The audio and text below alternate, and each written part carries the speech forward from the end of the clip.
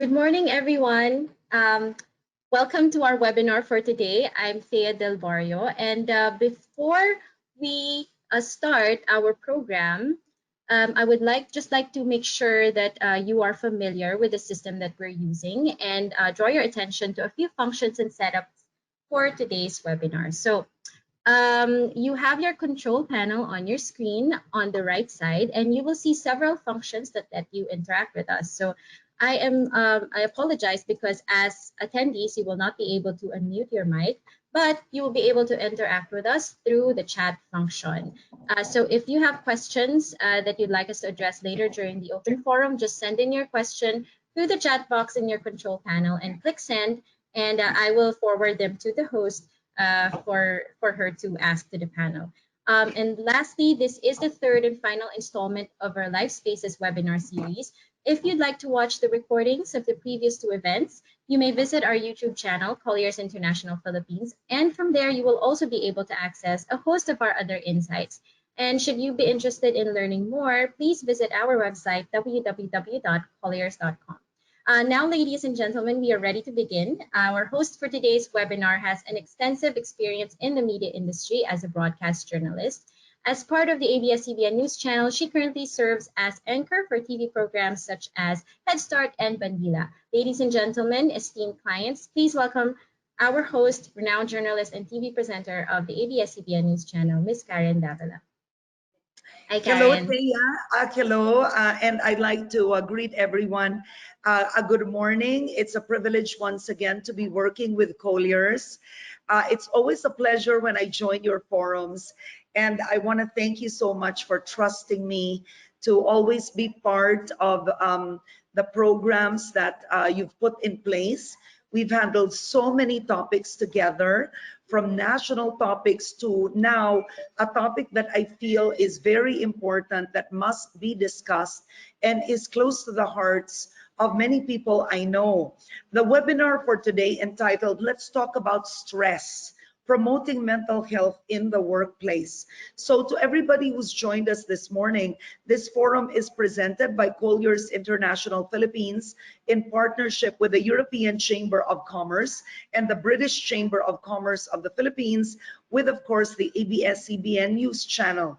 This is the third and final session for Colliers International's Lifespaces webinar series, which aims to gather subject matter experts to share insights and discuss pressing issues impacting the business community.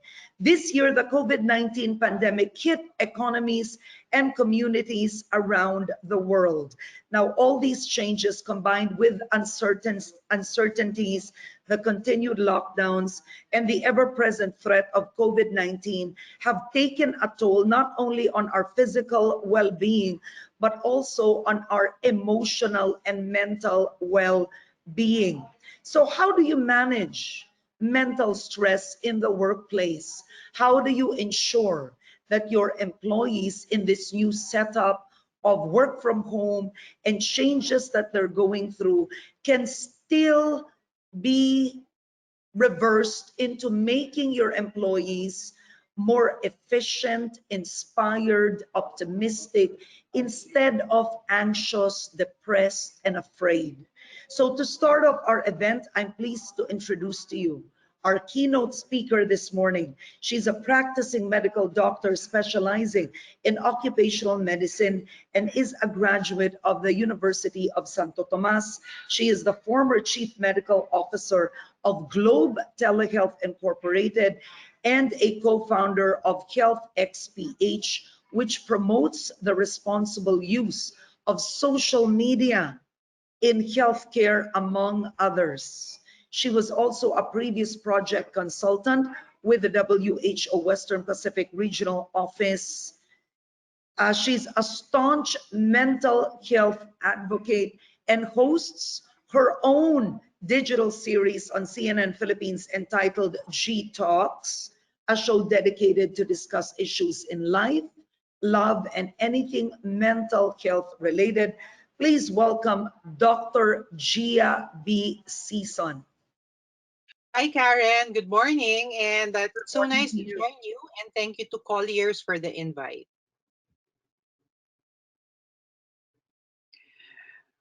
Okay, so this morning we'll be talking about, let's talk about stress and promoting mental health in the workplace. So next slide. So first, let's put everything in context. This slide shows the biopsychosocial model of what health is. So if you notice, the circles include the biological component, the social component, and of course, the psychological component when we talk about health as a whole. Next slide. And these points are actual mental health concerns that came up when the pandemic hit us. There will always be that factor of uncertainty because we are faced with something that is still unknown. But little by little, we get to see already the big picture. And the quarantines have taken effect in terms of isolation and loneliness. It has altered the grieving process also for many. Personally, I have lost my uncle because of COVID several months back, and we weren't able to hold a proper burial for him based on health protocols since within 12 hours of death, he needed to be cremated. So that in itself has radically changed. And of course, we have experienced or still is experiencing barriers in specifically mental health services, which we still have no data as we speak, but ongoing, Dole has been doing their studies in terms of how many were affected, etc. But still, the barriers to access mental health service is still there. There was an increase in household work and childcare for both parents since there is already the work from home setup. And lastly, it has actually amplified social divides more, economic, health, etc. Next slide. And so this data is very limited. So just a disclaimer that it was only done having 300 respondents. And this is based from the Philippine Business Coalition for Women Empowerment. And based on impact to employment, jobs have been suspended, hours have been cut, and some have been forced to take unpaid leaves. And based on this study, also 60% of those affected began working from home. However, 37% of the employees could report that COVID-19 had no impact on their job. Next slide. And in terms of gender, 48% of women and 39% of men reported a negative impact on their mental well being due to COVID 19. And what stresses them out? First, financial concerns. Next is physical health. Then we go to mental health, then work performance, family pressures, and time management, which is really very common whenever we talk to employees. Now, this slide just shows that oftentimes mental health problems are really is complex. It's complex, it's balancing, and it's a dynamic act and maybe a combination of stressors both from work and from our personal lives. So sometimes whenever we say that we need to separate it it can be difficult, especially when there is a very heavy cost in terms of personal issues. Next slide. And so the impact of mental health problems it's two-way, both employers and to the employees. Now, to the employers, there is increased absenteeism, decreased productivity, thus leading to reduced morale, high staff turnover, early retirement in some, and of course, complaints. And on the employee end, there is decreased quality of life, economic effect, and of course, what we don't like to happen and what we advocate for is reduced. We should advocate for reduced stigma and discrimination. Next slide. And based on the WHO, it's service pyramid, service delivery pyramid. When we talk about mental health, is notice that at the bottom of the pyramid is still very strong in terms of self-care. And and next is informal community care, and this is where support networks come in. And then primary care mental health services. And of course, the last should be long stay facilities and specialist psychiatric services. So it really has to be overemphasized that more than ever, self-care should always be part of every aspect in an employee's life. Next slide. And so let's talk about redefining employee engagement, because we all know that the pandemic has changed the way that we work. And so when we talk about redefining employee engagement, we talk about four pillars. That's open communication. And when I say open communication, it's about time that we talk to each other in terms of how we really feel. Number two, proactive strengthening of access to support. It's let's not wait for problems to arise. We have to be proactive about it.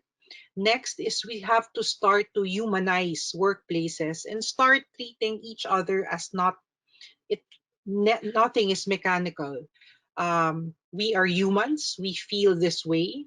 We can be overwhelmed. We can be overburdened, and thus it's about time we humanize it. And lastly, we have to destigmatize seeking help and support. Next slide.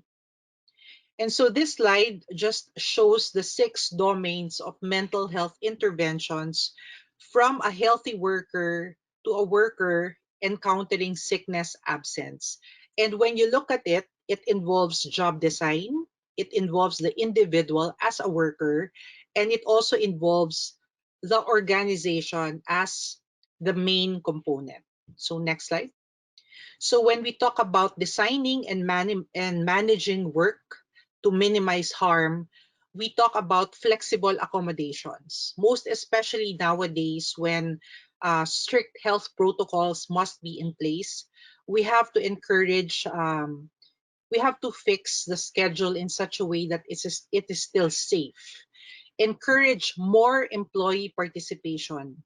It's not just the leadership that should be involved, but it has to come to a level that everyone is on the same place. You talk about the same issues, and the employees are able to talk about it. Reduce other known risk factors, and of course, ensure that the physical environment of the employees and of course employers are safe. Next slide. And of course, in changing work organization, I'd like to start from the bottom of this slide. Um, we're facing uncertain times. We don't know what's going to happen. Thus, we need more clarity. And when we talk about clarity, we need to clarify organizational structures and practices.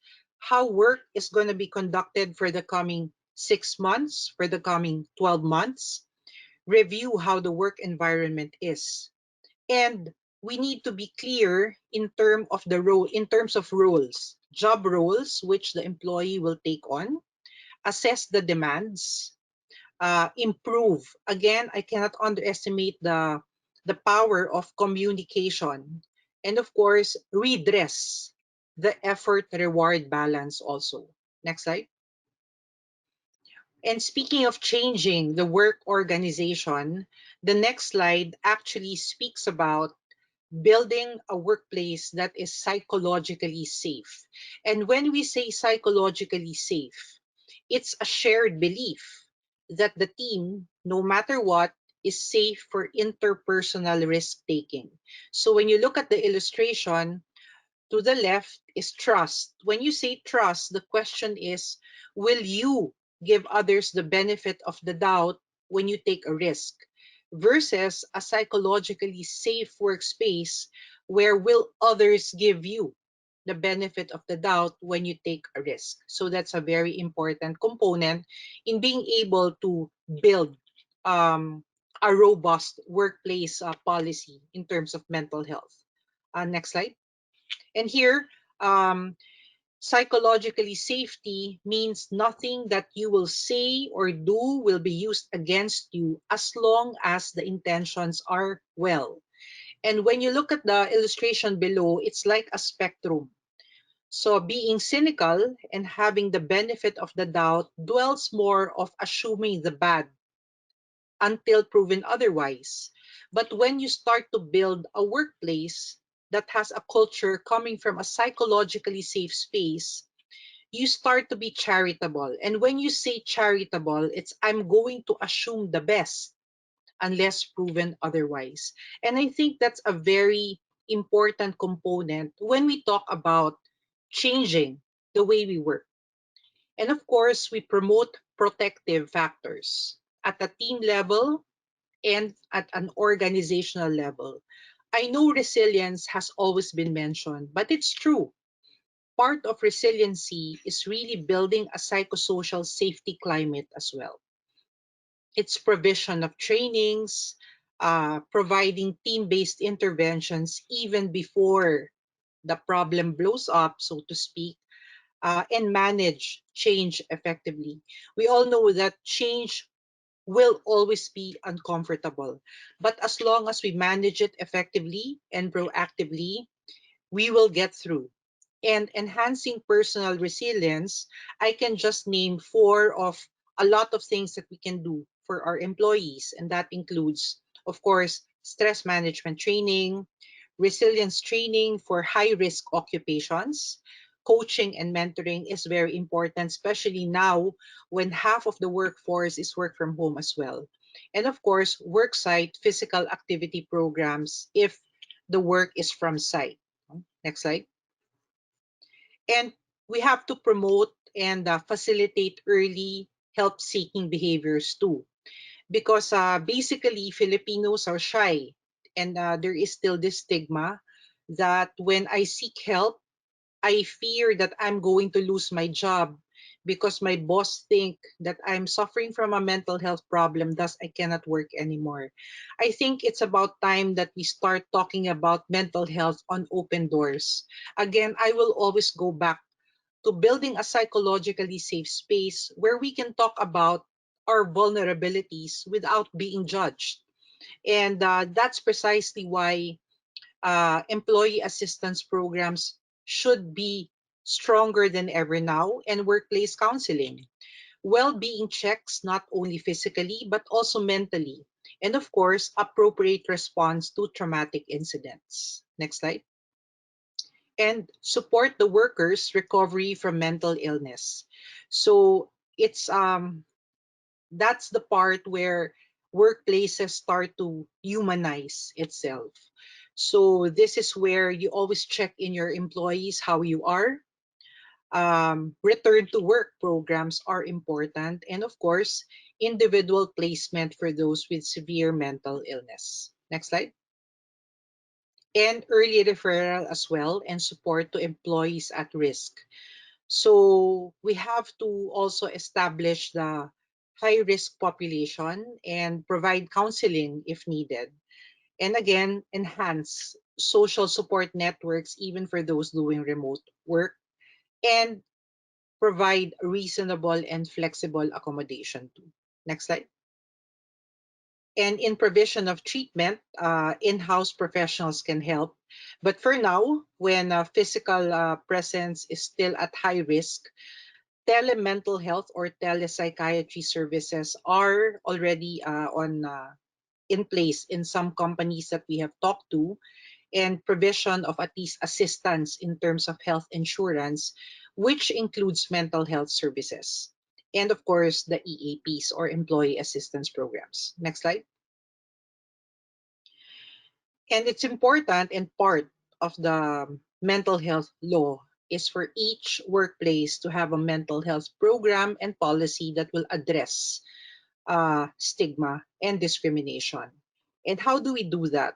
Again, let's build that safe space of talking about it, uh, conducting capacity building workshops. It doesn't have to be expensive at different levels in the workplace, and curating a library of credible resource materials where an employee and even employers can access whenever they have questions.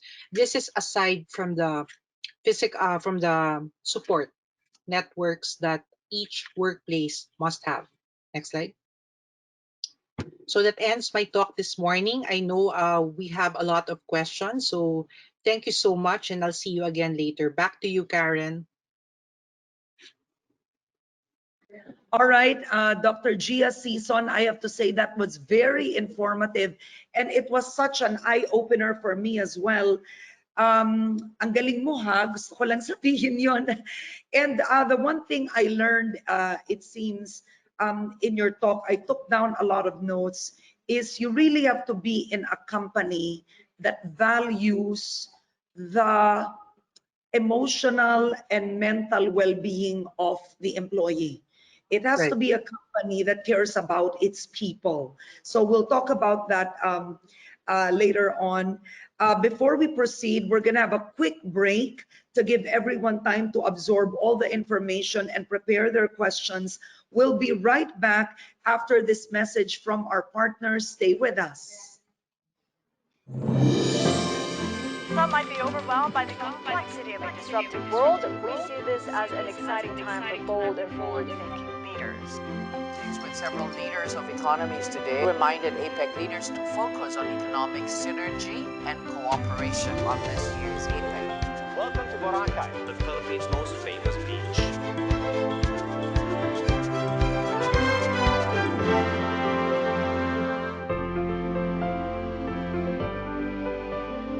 We have covered the journey of our young democracy. In ANC, we were witnesses to the defining moments of Philippine history that influenced the world. To the service of election.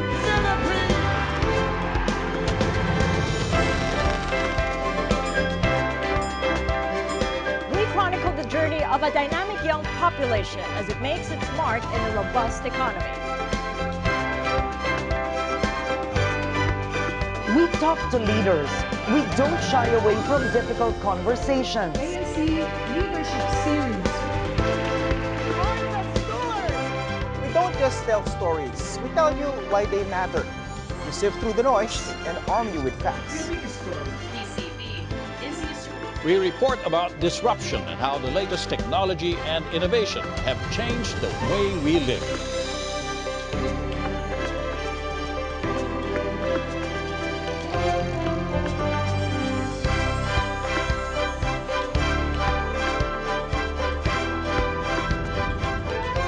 We told stories about crisis, but also about opportunities that came with them.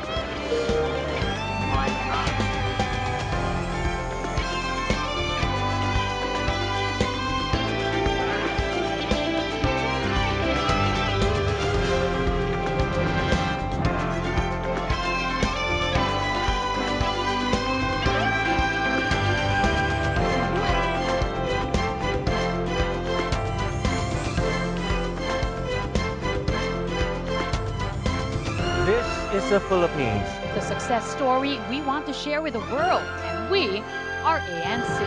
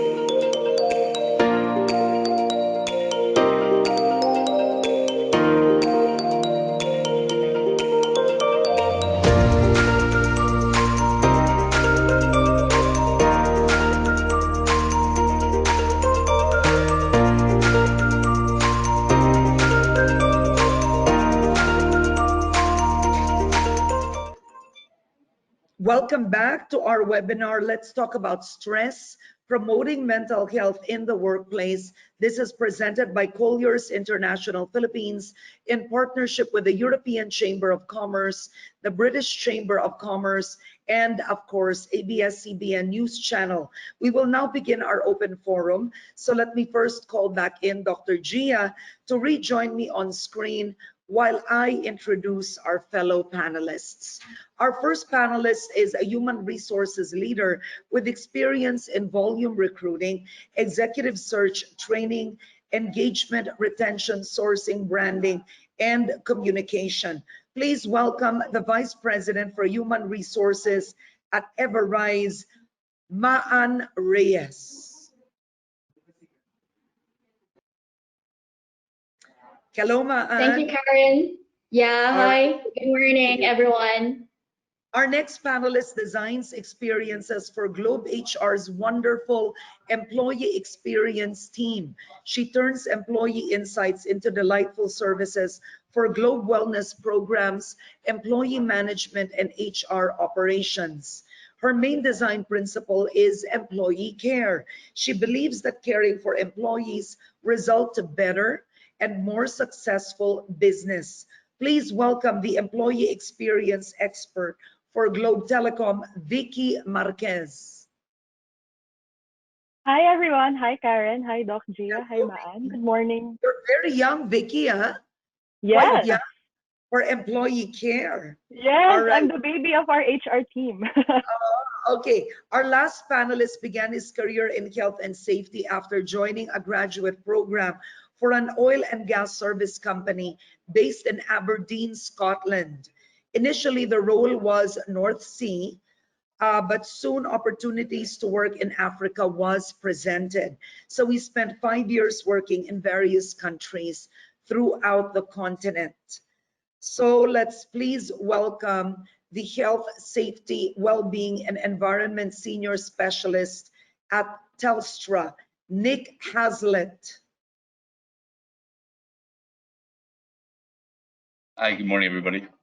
Hi, Nick. I'm just curious, Nick, are you coming in from Manila or where are you now? Hong Kong based. I but see. I support international operations, yeah. Yeah, so I can't say good evening. It's roughly the same time anyway. That's it. We're the same. Still morning time here. Okay, but I'm just curious. Now we're speaking about mental health right now. Nick, are you all alone in the office as we speak? Nobody is there? On the other side, there are people in. My colleague who sits opposite me is just nipped out for a coffee. So I will have a partner soon, I think. But yeah, in this office now, I'm alone. So you're roughly maybe 2 or 3 people in the office now. In this section, but on the other side where finance and payroll, there's probably another 30 people. Okay. No, this is only my second time. The reason I started with that question, observing Nick's workplace, because he's in the office, I'm at home, is I'll start with Dr. Gia. I have a few office mates, frankly, that work from home but go to ABS-CBN, and of course ABS-CBN went through something much tougher than COVID, but it's a double jeopardy. And one of the things I've heard recently was the fact that the workplace isn't the same. You know, there was an optimism, a sense of hope, energy when you just see people in the office, right? You see people moving around you, busy. And now where Nick is quite similar. I had an office mate the other day who was all alone in the current affairs department, and it hit her. And I wanted to ask you that, Dr. Gia. Are you experiencing, are there employees experiencing that now? Yes, Karen. Personally, that's our setup now in the hospital. And I'd like to start with us being social beings, really by nature. And the change drastically in physical distancing can have its toll in mental health. That is why I was very strong in mentioning support networks to be able to build that safe space in the workplace, either work from site or work from home. just for us to talk to someone whenever loneliness hits us. And that, I think, is something that we have to learn to start to live with, especially now. And that's part of the change I was talking about earlier. Yeah. And what about you, Maan and Vicky? Perhaps you can share. Maan, what is it like in the workplace? I'm sure that it's also changed just the excitement, the energy of the employees as well. Yes, definitely, Karen. We are a BPO, which means that we are alive 24 by 7. The office is bursting with life, all throughout the days, Mondays to Sundays. So it was a huge change. Currently, 90% of our workforce is work at home. So Yeah. there's just really a handful of people staying in the office. But it's a very unique situation because Karen, the 10% that I'm talking about actually live in the office.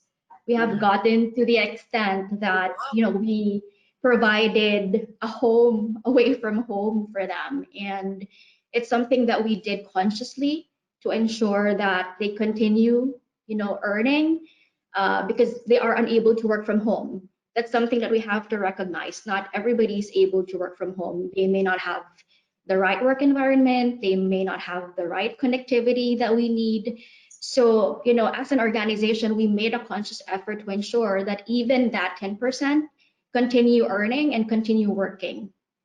Yeah. Okay. And I'm curious, what changes have you seen in the employees? Well, a lot, because for the 90% of our workforce working from home, they're staying with their families, which means there's a very, very thin line between managing stress with their families or their chores and managing the stress that they have to encounter all throughout their shift. So, I've been saying that people think that work from home is easy, but it's not. In fact, it's twice or thrice the effort, especially from a human resources perspective, because it's harder to engage people that you don't see, you don't get to personally interact, things that you very easily get to do by just walking somebody else's workstation, that's completely gone. So, exactly. What I have been very happy about is that I've been blessed with a wonderful team of HR business partners who work tirelessly to check on our folks, do one-on-one sessions if need be, because Doc Gia has mentioned it earlier that it's really that open communication that's essential. And despite the changes that I've seen, the many changes I've seen, it's something that we wanted to ensure is still happening despite the remote setup. Yeah, those are very good points. Now, Vicky, the irony of this all is during the COVID-19 pandemic, actually telecoms were quite profitable simply because, there was more sales for broadband. People were at home using the internet on their phones, using data, whatnot.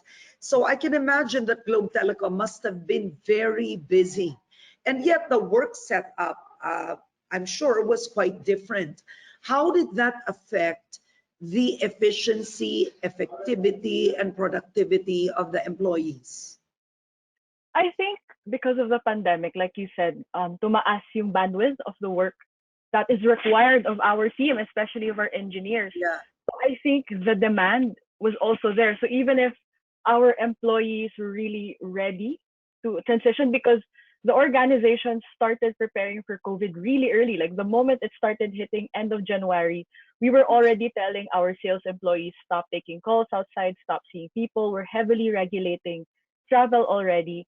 But when it really hit and the impact of the situation really, we started feeling it.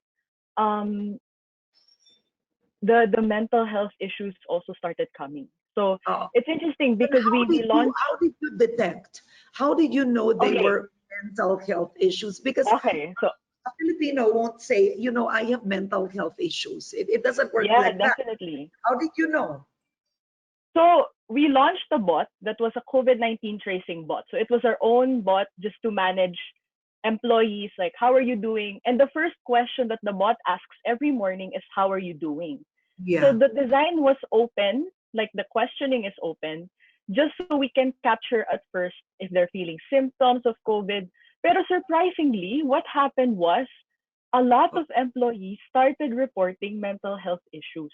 So Yeah. that's really what started alarming even our leaders. Kasi the bot was just supposed to ask if, they're supposed to find out, do you have sore throat? Do you have fever? Yeah, but employees started volunteering the information. What a brilliant idea. Yeah. But why do they feel open? There's also something in the culture of Globe that makes them feel open enough to talk, to tell the bot the truth. Well, it's interesting because some of them mas comfortable sila talking to HR kasi they know it's an HR bot. So sometimes they have work issues, sometimes they have other issues outside of life that they talk to our support team about, that they're not necessarily comfortable talking to their boss about. And so because of that need, we started loading the bot with our already existing mental health services. So we have one with Consulta MD and Mind Nation. So that's where they have telehealth available. They can talk to a psychiatrist or psychologist. But the more interesting thing is, I think around end of July, our corporate communications team with us, HR, piloted a chat service to talk about mental health.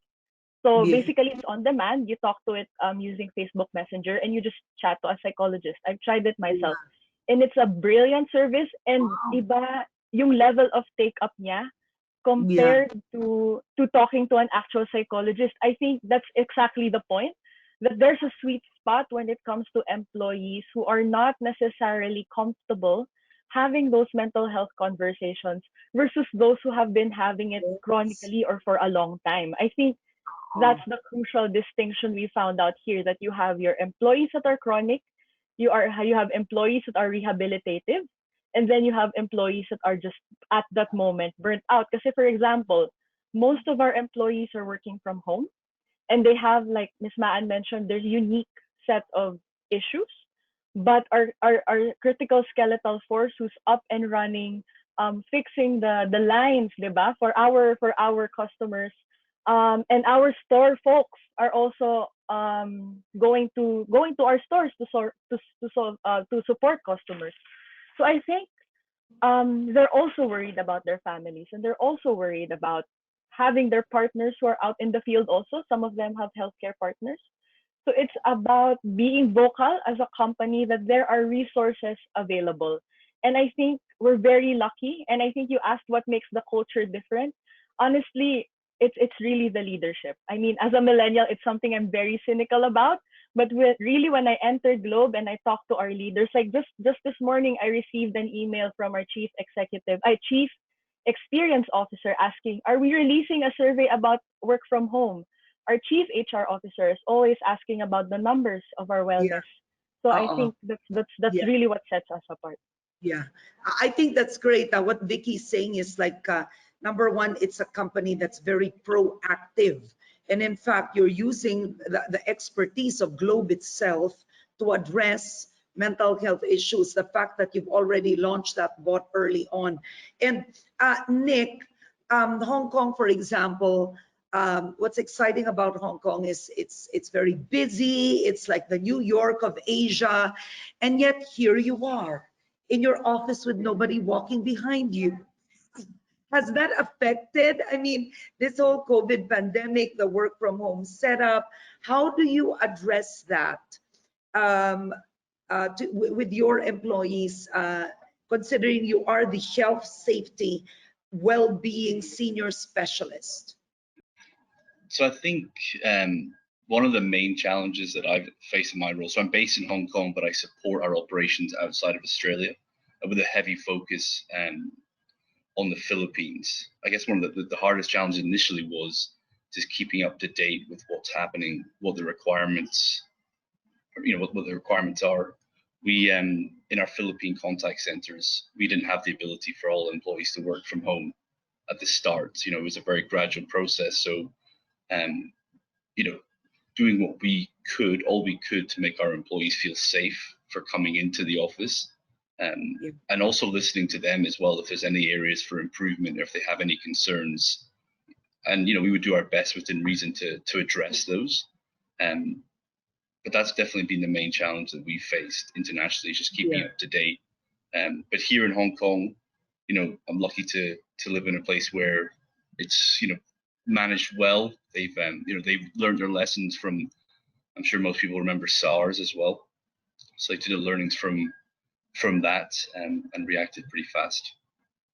Yeah, I'm curious, Nick. I mean, even if you're the expert, did you go through challenges yourself? I mean, did you go through stress, anxiety? Because now that you told me that you manage operations overseas, it would also mean that, it's it's like you're also, it's very difficult to be overseeing operations. It's bad enough when they're just home. It's worse when they're at home and in another country. Completely. So 28th of January, I returned with my wife from a new Chinese New Year holiday. And since then, it has been all things COVID. And so the difficulty is at work, it's all things COVID. And then when you're out of work, it's affecting everybody. So everybody wants to talk about it. It's all on the news. So it was, very difficult to escape from that.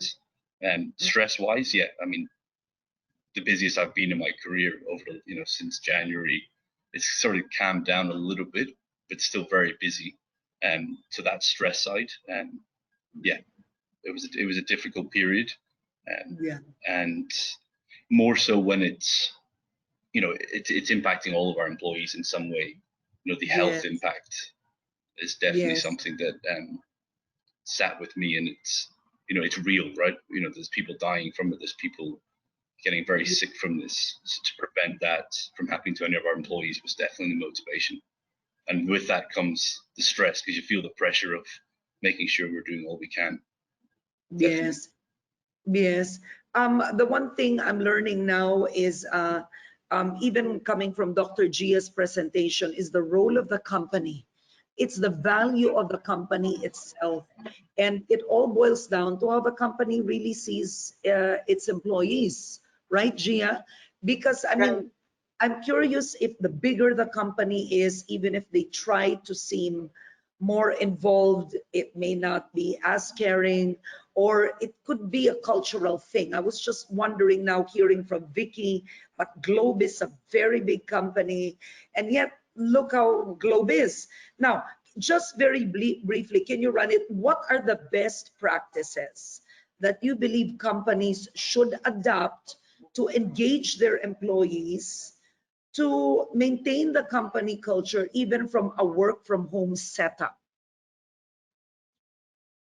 Well, for me, I go ahead. Go ahead. You want to start? Dr. Gia, anybody can join in. What best practices should companies adopt? Here, well, short but regular online conversations, because we make do with what we have. Because we all know, again, physical distancing is a must. Now, just like what Vicky mentioned, we may want to conduct online events strategically, because there's such tech fatigue too. Because we also have to see that aspect. And we may also want to set time when our direct reports can be contacted. I'm not saying 24/7, because work from home is already blurring everybody's lines in terms of personal and professional. But I think setting times when we can talk to our bosses really helps. So these may be so simple, but when we all start there, and then the rest will follow. Yeah, this is very helpful. And I was thinking, you know what it was like when you were going to the office and your boss can get mad at you the way he or she wanted to, and then you could see the face and the body language, and it's okay. But then I realized now, because I did the show from home for like a few months, and my husband and I just started to hate me. Because I do a morning show, Nick, because I have to tell Nick now, because he doesn't know the show, but I do a daily talk show, right? A political talk show. And of course, ANC wanted to perfect the work from home at the start of COVID. And in the beginning, it was great. You know, he was fixing my computer, the mic, the lights, everything, putting a green screen. And then at some point, when we'd wake up, it was already tense. And it would be, don't walk there, don't go there. You know what? I need to concentrate. And it started to affect our mornings, And I realize is when you're home, your boss can't talk to you the way they used to talk to you in the office. Do you agree with that, Maan? Because in the office, it's a balance of good times, bad times, but from home, you're barely seeing them. It not even at all. That's true. And that can work both ways, Karen. You don't get to see them when they get mad. But on the other hand, it's also a bit more challenging to resolve conflicts online because things tend to get lost in translation. Things that you can easily resolve over coffee or over a conversation in the balcony. You don't get to do that anymore, which is why I've been saying it requires twice or thrice the effort that it used to. Yes. And it's so true. When I get a call from the office, it's strange. I never felt it before, but it's just, and this is already me, it's just you're more tense because I guess there's the distance, the physical distance with you and all your bosses, right? Nick, Vicky, please feel free. Just a tip that that we're trying to share, especially in the early times as well, before people got used to working from home, is knowing and understanding that productivity is going to be hit in some way, right? You've got people getting used to working from home. You've got a lot of time homeschooling, kids at home doing home college studies, multiple people working from home, somebody's partner. And sometimes, especially here in some of our international locations, with limited space. So, it's only, at least when people are starting getting used to it, I think now people are a bit more used to it, but productivity still can't be the same as when people are working in the office. I think with that comes pressure. Another tip that we've used as well is boundaries. Before you'd go to the office and that was your separation. Work, of course, sometimes you maybe do a bit of work at home, but now there's no clear delineation. You're at home working, and it's very common that people are working beyond the normal hours that they would work as well. So a tip is definitely, if it's not urgent, at whatever time you finish, it can wait until the next day. Good because one. we're finding a lot of people spending more time in front of their computer at home, even after dinner, going in and having a look at their computer. So definitely 2 tips. Yes, no, that's very good, the balance, because it's so true. It's so true. I mean, from my son and my husband, the computer work, and then you're right, the calls are endless, whether sometimes it's with a classmate, etc. And then you don't have a line anymore on, okay, am I home already and should I relax, right, Gia? And then everything suddenly stresses you out. But Vicky, very quickly before I move, what best practices does Globe implement? I think for us, one thing we did well for me is that we actually, even before the pandemic, the policy is really ask, listen, and respond. And so I think this pandemic, we asked them because we were again alarmed with the number of work from home issues raised from the bot. So we released a pulse survey. And then from that, what we gathered is like what Nick said, people are having difficulties establishing boundaries for themselves because they don't know what they can ask for. They don't know what's proper for this time. And there's always this lingering fear of being seen as unproductive. Like because your boss can see you. Or are you even working at home? Right? Exactly. Exactly. I deserve my salary. Do they, right? Because they can't tell what you're doing at home. Okay. Yeah. So I think because of that, we released our meeting guidelines. So people in Globe are very competitive, very customer oriented. And so they really will burn themselves out if we don't tell them that you can draw a line, huh? So we released meeting guidelines, same as to what Nick said, like avoid, like there are no zones, like lunchtime, after work, or weekends. Good And one. I'm not saying, and there are people who don't follow it because they can't, or some teams really just have long meetings. That's part of their job.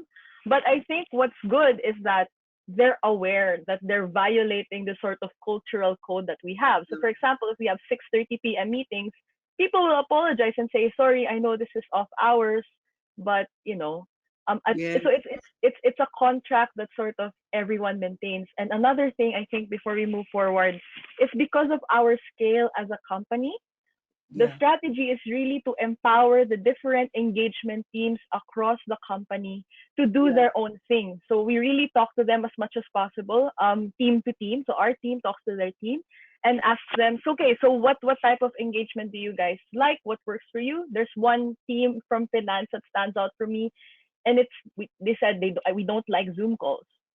We don't like inhumans. So it's empowering them to nurture and take care of their own tribe. I think that's the best practice. An interesting question here is how we can help leaders who are clinically diagnosed, or let's say in denial, that they have mental health issues or they're depressed. Now, Dr. Gia, in your presentation earlier, you said absenteeism is one sign technically that someone's going through something, and I agree with that, because when you're really when you're inspired and things are great, even if it's tough at work, you show up, you're on you're on your game. But then when you're working from home, you can't see that because you're not absent, right? You're not getting out of the house. So how can they tell if a boss frankly needs help? What are the signs? What are the signs that your boss is the one that is mentally stressed or needs help? Okay, that's something that's very subjective because we all have thresholds when it comes to the way we work. But this is where flexible accommodation should come in.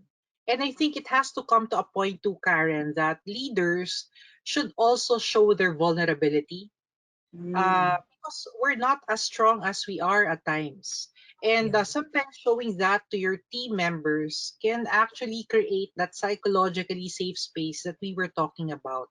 And there's one style also that you may want to adopt a buddy system with a fellow manager. It's like an accountability partner because I know of a company that does that and it actually works. So, Wow. parang ano siya parang It's a good balance one. each other.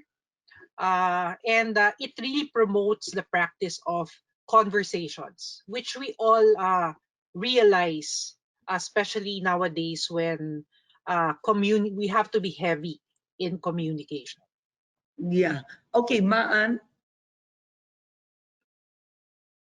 Yeah, I think from an HR perspective, Karen, we have to remember that we have policies and procedures in place, especially as it relates to performance management. So when we speak about a leader going through something, it's almost going to mean that the people under him would see that or would feel that, and we need that intervention in place to ensure that it doesn't affect everybody else's productivity. And on the other hand, there's also a support system for that particular leader. But first and foremost, it should come with acknowledgement from the leader's end and an assurance from the organization that all we strive to look for is a treatment plan that can work for him, and that the organization will be supportive on that regard. And it's also important that there's succession planning in place, which means that that particular leader may feel more comfortable to be vulnerable if he knows that there is a very strong team behind him to support him, and that he can take a leave, he can rest, he can take care of himself, because the additional burden to leaders is just really so much. You know, you care for not just yourself, but for the rest of the people in the team, and you are also obliged to ensure that the organization thrives. So it's a real balancing act, and it's completely understandable that even your leaders can go through a difficult time in as much as, you know, the staff can. So there has to be continued support from the organization and an acknowledgement, even from us, the leaders ourselves, that, you know, something may be wrong, and it's completely understandable because the pandemic hit us and it didn't prepare anybody, right? So if we aren't able to adjust as well as everyone, then it's acceptable because we didn't see it coming. We didn't have time to prepare, time to practice, and it's just important there's support all throughout. Yeah. Okay. I'm going to reverse the question with Nick and Vicky. Not leaders now. What do you do if you have employees that need help, who are clearly mentally stressed but are resistant to help? How does the company intervene? How should a company intervene?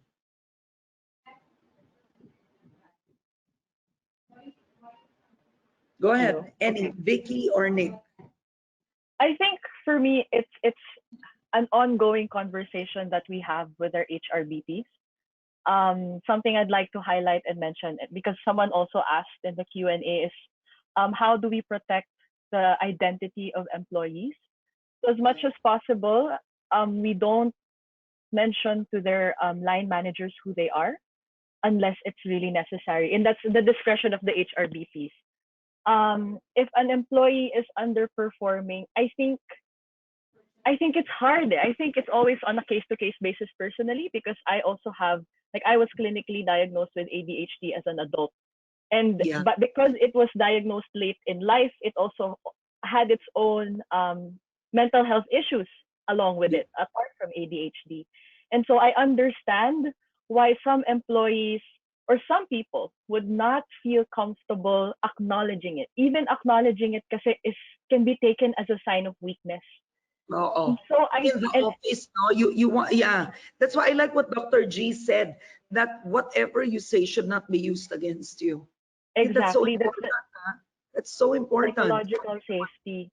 So I think what we should do is first, the HRBP must understand what the employee is going through first. I think, like Doc Gia said, it's creating a space where it's psychologically safe to disclose if it's an issue that the boss or the company can act on, or if it's something external. Because in Globe, the view of wellness is really holistic, and it happens that sometimes the cause of stress is financial. And so, diba, we see what our HR operations team can help with there. But if it's personal, then we do our best to make sure that they have the support that they need. And it's to the discretion of their line leaders then kasi. But what I see done, I think the first aid thing to do is to really give them a break first. And to make sure that teams are built in such a way that when someone takes a leave, everything can't fall apart. Everyone has to be ready to take care of each other. Yes. Wow, you're quite mature for your years, Vicky. Nick, Nick, yeah. Okay, Nick. Well, that was before you flipped the question around, Karen. I was going to mention that irrespective they're a leader, I think they still need to be treated just as a person as well. And of course, I know that depends on the relationship that you might have with your leader, but just, you know, having those basic conversations that you would have with anybody, right? And the next point I would say was, you know, calling up employee assistance program isn't for everybody.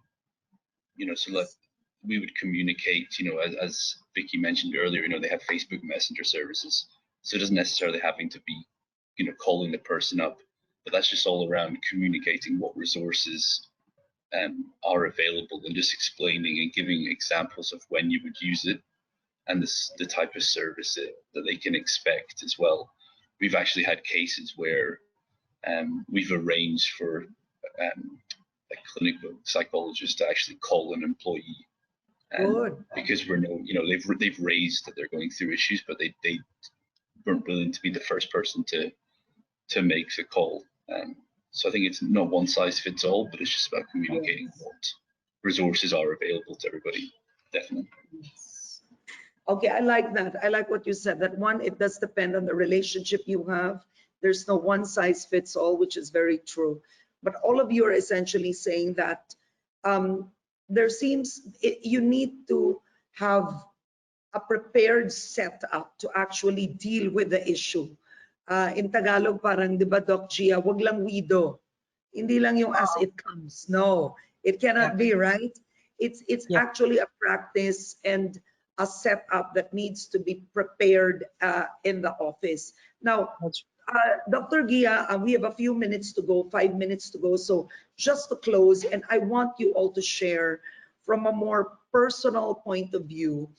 Dr. Gia, in your presentation a while ago, you wrote self-care as the most important, right? In fighting off technically stress, mental health. And I agree with that.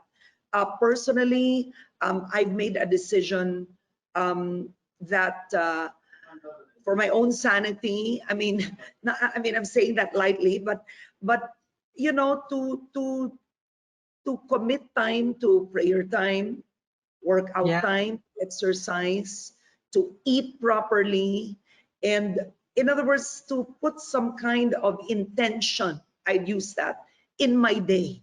You know, if I will watch Netflix and it's part of the intention, it's not like, oh gosh, the whole day, no. So there has to be some kind of intent, right?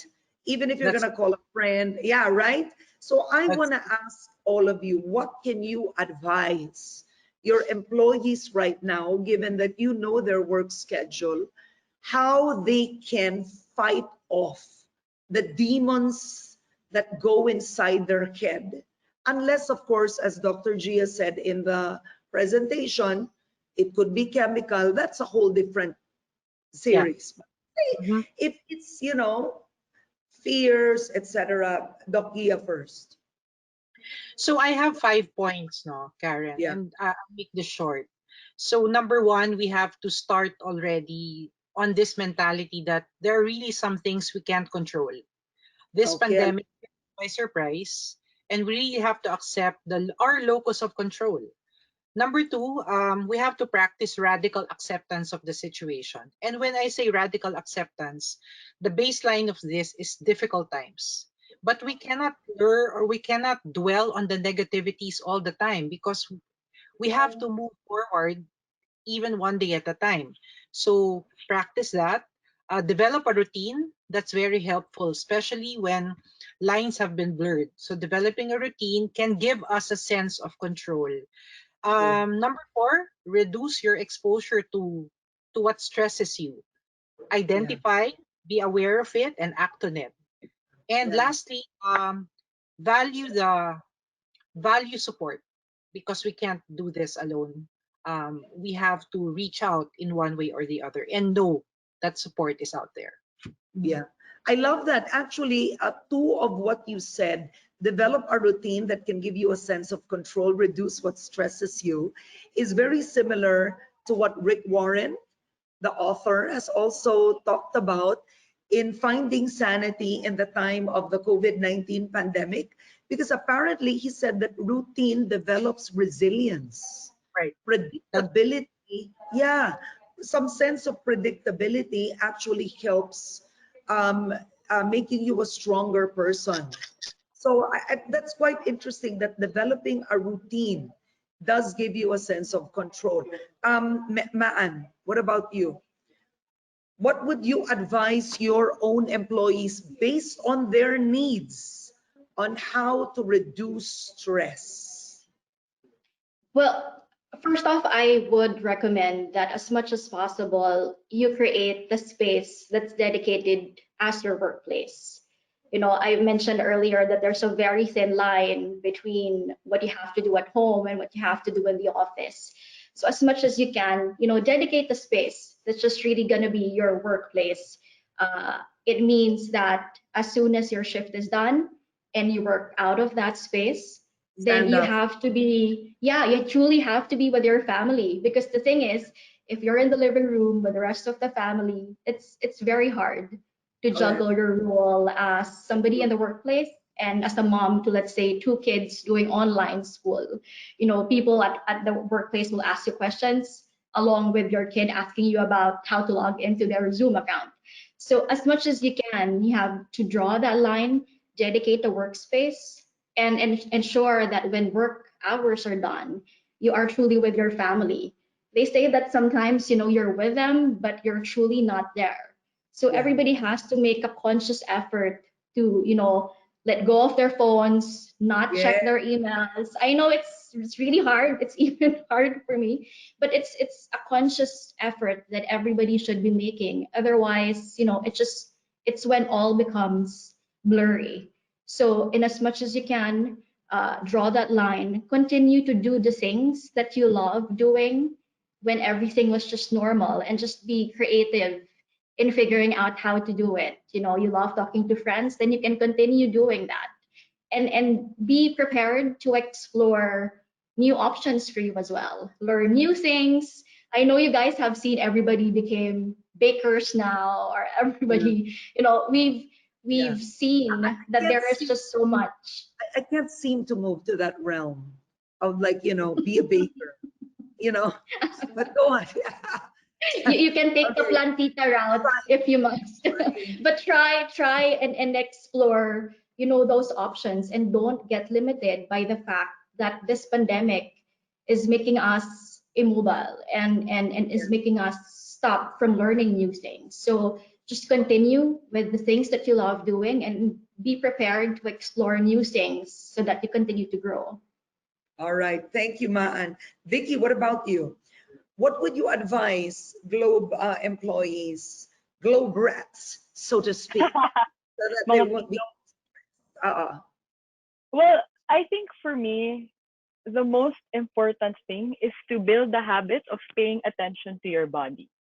So normally, your body notices things first before your mind allows it. And especially now, your mind will rush to many different places at once. But if you've learned to listen to your body, then you'll know when the right time is to stop, the right time is to scale back. And once you've learned the rhythm of your body, then you can plan around it. I think I learned from a mindfulness session actually held by Globe that we can do this by setting aside 10 minutes, just 10 minutes every day, to do an activity that engages all our senses and is intentional for us. So some people sit down and meditate. That works for me. Some people do that while preparing their morning coffee, because that's a good way of engaging all your senses. It also works for me when I take a bath. Like I love smelling the shampoo and things like that. So that really helps. And another thing is, especially Globe employees really tend to be type A, like very go-getters. I think what's really hard to learn for us during this pandemic is how to let go. I think because we're used to it, right? Yeah, because I live to work. I live to work. Exactly. So we're used to doing so many things at the same time, juggling a social life, pursuing our dreams, and trying to be fit and whatever. But I think that the world is asking us to reevaluate and reassess what matters for us. And even for me personally, like I started getting grounded at home, and I realized how much my family means to me. Whereas before I was very friends oriented.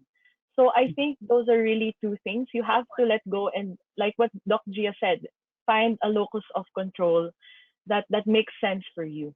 I think that would be it for me. Yeah, beautiful. Huh? You should really be a counselor, huh? I have to say. Don't tell my boss. Don't tell my boss. Yes. Okay, Nick, what about you, Nick? In Hong Kong, are you guys?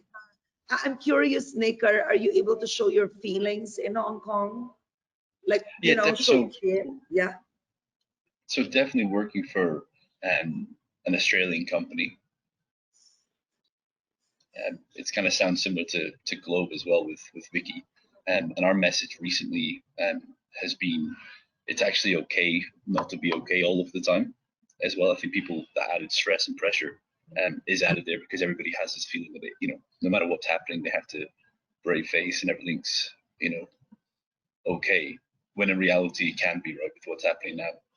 So that's probably the first tip I would say, is accepting that you're not going to be okay all of the time. The other one as well is a tip would be, although during these tough times, there's still things that we can be sort of grateful for. So just reminding ourselves of those as well. And as Vicky said, it might be spending more time with their family. And the other one I would say is just develop a routine that's right for you. So that might be, exercise in the morning, and taking some time. If people meditate before starting work, but then also at the end of the day, finding time for yourself as well, and not being attached to your phone as well. Yeah. Okay, are you able to do that? That you're not attached to your phone? I try my best. It doesn't happen all of the time, but I've got a sort of theory that people who need my number have my number. So if it's an emergency, they can call me, right? Yeah. That's kind of the way I think about it. And before we go, there's something I'd like to add that I personally found to be quite important that Rick Warren also said is, with everything you've added, one thing is we need to pay attention of what we listen to, watch, and what we ingest, what goes in our minds. Because what happens is, I'll give you an example. We all want to be informed about COVID, right? But then there's also obsession with watching the news about COVID. And my mother is one of them. And I saw it firsthand. My mother is in her 80s. Instead of making her feel, Dr. Gia, more secure, she's gotten more afraid. More afraid. Because there's just so much information that everything discussed is processed, and it's to the point of what if I might die, right? Yeah. And it's paralyzing. So in another session that I did watch from Rick Warren, he said people don't pay attention to what they're paying attention to, right? It could be too much news, too much Instagram, too much Facebook, too much hate on politics, too much of whatever. But in effect, because you have more control of the time, is we forget that we need to police what we actually watch, listen to, and see. Correct, Dr. Gia, right? That's right. And regulation, yeah.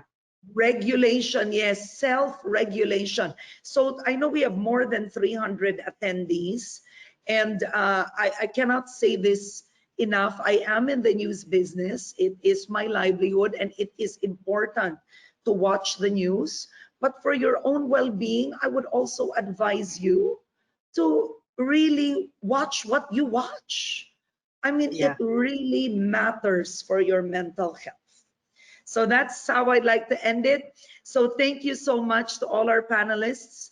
Nick Hazlett from Hong Kong right now, Vicky Marquez, Ann Reyes, and Dr. Gia Sison. I'd like you to know that I took notes of your whole PowerPoint presentation. Thank you so much. Yes, thank you so much to all of you for being so helpful and informative this morning. And I do hope that I get to meet with you soon and again.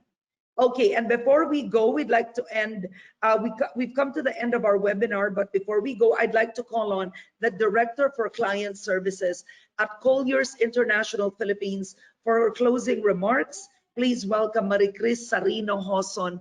Maricris, hello to you. Hi, Karen. Happy to see you again. So to our valued clients, industry partners, and guests, thank you for taking the time to join us for the final installment of our Lifespaces webinar series this year. Colliers International aims to do what's right by promoting important causes such as mental health awareness and providing informative sessions, which we hope will help organizations take better care of their employees, survive this new normal, and recover strongly from these trying times. As always, Colliers remains ready to support you with your real estate and business needs. But most importantly, we are here to be your partners in growth and help you build a stronger future to lead your industries forward and to see what could be. We aim to accelerate your success and help you maximize every opportunity and create value for you and your people. Have a fantastic rest of the day and strong finish to the year. That's it, Karen. Thank you, everyone. Thank you so much. And I like that, a strong finish today. Thank you, Maricruz. And to our viewers Thank for you. being with us today, thank you so much. We have, I think today's event was quite successful, hundreds of attendees. The last one I saw was 300. I think we have more than that now, if you can write it in the chat thread. But I want to congratulate Colliers for this, also the British Chamber of Commerce, the European Chamber of Commerce. Clearly, what a successful session it is today, a successful webinar, and more than that, a valuable one, informative one, and frankly, could be a life-saving one this morning. So God bless you all, and remember, take care of yourself first.